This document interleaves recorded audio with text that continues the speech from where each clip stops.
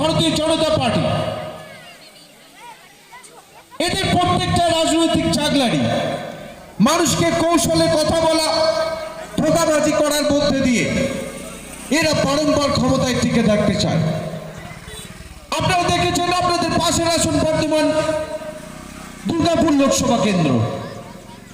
এখানে 2019 সালে দার্জিলিং কেন্দ্রের বিজেপির যিনি সাংসদ এস আলুওয়ালিয়া, তাকে তুলে নিয়ে এসে দার্জিলিং কেন্দ্রের নতুন মুখ দিয়ে এখানে নতুন মুখ হিসেবে এস আলুওয়ালিয়াকে প্রার্থী করা হলো।